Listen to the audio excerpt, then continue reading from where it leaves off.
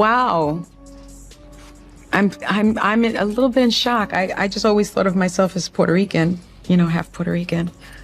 I didn't think I was, my family was originally from Spain and slaveholders. Yeah. So how are you feeling, my friend? I think it's actually pretty interesting that my husband and I have shared roots. Yeah.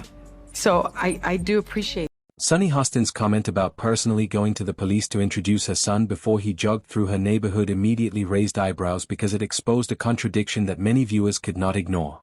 For years, she has used her platform to criticize law enforcement as biased and dangerous, particularly toward black men, yet in this situation, she trusted that same system to protect her child.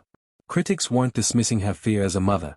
Instead, they questioned the logic behind publicly condemning an institution while privately depending on it.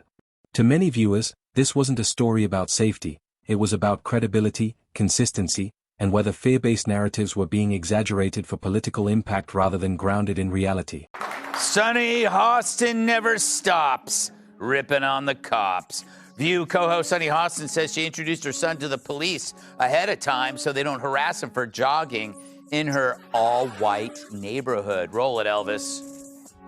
As a mother of black children, I know that black boys are not given the presumption of innocence and the presumption of youth. I have had to be in the position where I have gone to my local police department because I know my son is going to be training for the Junior Olympics, running around the neighborhood in an all-white neighborhood, and I have brought him to the police and said, he belongs to me, this is my son, do not harass him, do not stop him.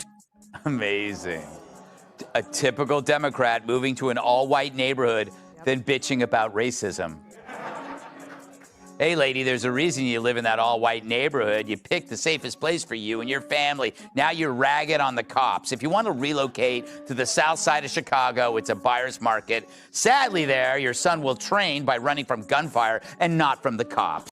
The discussion intensified when attention turned to Sunny Hostin's choice of living in a predominantly white, affluent neighborhood. Commentators pointed out that people move to such areas for clear reasons: lower crime, better schools, and safer streets. The criticism wasn't racial, it was practical. Viewers questioned why someone would willingly choose a safe, well-policed area and then publicly frame that environment as hostile and racist. To many, it felt like enjoying the benefits of a system while simultaneously condemning it, a contradiction that weakened the moral authority behind her argument. For the Junior Olympics, don't you run on like a track? Do you know what? I gotta tell you, this story should have been the lead. Yeah. I'm thinking about it, all the things that we're talking about. It has everything. It's like a freaking hoax. She just lies. It's a juicy Smollett classic. Yes, this is a Smollett number 9. She got it off the menu. It's amazing. I might have to talk about this all day tomorrow. What truly shifted the tone of the debate was Tyrus's response. Instead of shouting or playing into the emotional chaos, he stayed calm, composed, and deliberate. His delivery was slow, controlled, and confident, which made his criticism feel more serious and harder to dismiss. In a media environment where outrage often replaces logic, his restraint stood out.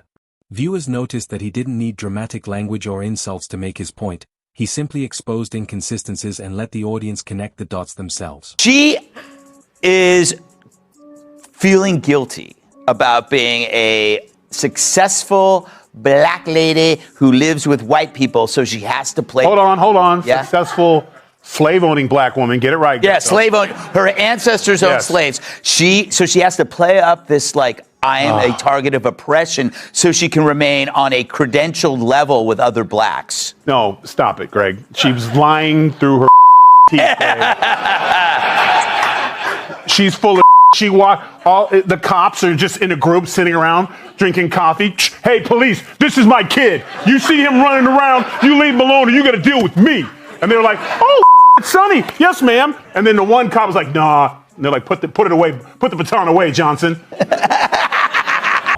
This moment also highlighted a long-standing criticism of The View: chaos disguised as conversation. Multiple hosts talking over each other, emotional interruptions, and dramatic reactions made it difficult to identify a clear argument. Instead of exploring the issue thoughtfully, the discussion spiraled into noise. For many viewers, The show felt less like a place for debate and more like a stage for ideological performance, where volume mattered more than clarity. That's not what I read. The true sign of the apocalypse is someone that dumb has a law degree. Worse, if your name has the word sun in it, there's no excuse for not knowing how an eclipse works. But it's no surprise that Joy is the one who understands science. She's been on the science diet for years. Oh no, nothing really comes to mind. I was like, Ching, listen, they're bitter, they're angry, they're entitled. They also should be, this should have been a reset for everyone who pushed lies and misinformation for the last, they called him Hitler, they call these things, America rejected them. And instead of coming back and saying, we lied, they instead are now doubling down. So let her keep doing it, because if she keeps that up, we're going to keep getting the Senate and probably the House and the White House, because people see right through your lies. So keep doing what you're doing. The controversy deepened when Sunny Hostin's ancestry became part of the discussion. Her appearance on Finding Your Roots revealed that her family history included slave owners, a revelation that directly clashed with her frequent claims of inherited oppression. While no one is responsible for their ancestors, critics argued that honesty matters when someone builds a public persona around racial justice. This revelation didn't discredit her entirely, but it complicated the narrative she often presents, forcing viewers to question whether her rhetoric matched reality. Hostin's obsession with race gets thrown back in her face. Today's video comes to us from Sunny Hostin. Sounds like a town. We're in Sunny Hostin. She was on PBS's Finding Your Roots, a show dedicated to researching celebrity ancestry. For context, Sunny is a staunch supporter of reparations and has made a fortune spewing nonsense about white privilege and racial justice. Well, turns out she's not as oppressed as she claims she is. She's actually the descendant of slave owners. As clips circulated online, the reaction was sharply divided. Supporters framed Sunny's actions as a protective mother responding to a broken system, while critics accused her of fear-mongering and hypocrisy. Social media users focused on one central issue. If the system is truly as dangerous as claimed, why rely on it when it becomes personally convenient? That question echoed across platforms and kept the controversy alive well beyond the original broadcast. Sure, all that, and the price of butter. Sunny gets the game ball. If it wasn't for her, asking that question, it might have been a closer election. But when oh no, nothing really comes to mind. I was like, Ching, listen, they're bitter, they're angry, they're entitled. They also should be, this should have been a reset for everyone who pushed lies and misinformation for the last, they called him Hitler, they call these things, America rejected them. And instead of coming back and saying, we lied, they instead are now Whoopi Goldberg, often seen as the stabilizing force on the panel, appeared visibly uncomfortable as the criticism intensified. Her reactions suggested frustration rather than confidence, reinforcing the idea that The View struggles when its core narratives are directly challenged. Instead of engaging the criticism head-on, the panel seemed defensive, which only amplified viewer skepticism. Their brains are small. But who's the dumbest one of all? True, none of them are in Mensa, but who's the most densa? Perhaps it's Sunny who mastered the art of making idiots look smart. Now, The View could ask a mirror who's the dumbest one of all, but there's no way that glass doesn't shatter.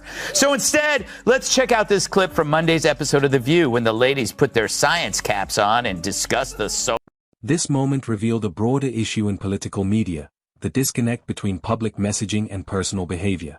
Critics argued that Sunny's rhetoric about systemic danger didn't align with the life she actually lives. When public figures promote narratives that contradict their own choices, audiences notice. That disconnect can erode trust quickly, especially when viewers feel they are being lectured rather than spoken to honestly. Oh no, nothing really comes to mind. I was like, Ching, listen, they're bitter, they're angry, they're entitled. They also should be, this should have been a reset for everyone who pushed lies and misinformation for the last, they called him Hitler, they call these things, America rejected them. And instead of coming back and saying, we lied, they instead are now doubling down. So let her keep doing it, because if she keeps that up, we're going to keep getting the Senate and probably the House and the White House, because people see right through your lies. So keep doing what you're doing. Game ball. For many viewers, this episode became less about Sunny Hostin and more about The View itself. Trust is the foundation of any talk show, and once viewers feel manipulated, that trust is difficult to rebuild. The panel's defensive tone and refusal to acknowledge contradictions reinforced the perception that dissenting opinions are unwelcome unless they fit a specific ideological mold. It's not even that. And The View, you don't need to find Trumpers. You need to fire your race baiters. Yeah. You need to fire the two races. You've had people. You had a McCain on there. You've had people on there before, and you ran them off. So the racist ones who want to stick to this, Whoopi and Sonny, and the, was it Bette Midler? What's her name? Yeah, broke-ass Bette Midler. Fire them and bring people in. Maybe you could get McCain to come back. She was a Republican. The lasting impact of this moment came down to one simple truth: calm logic beats loud outrage.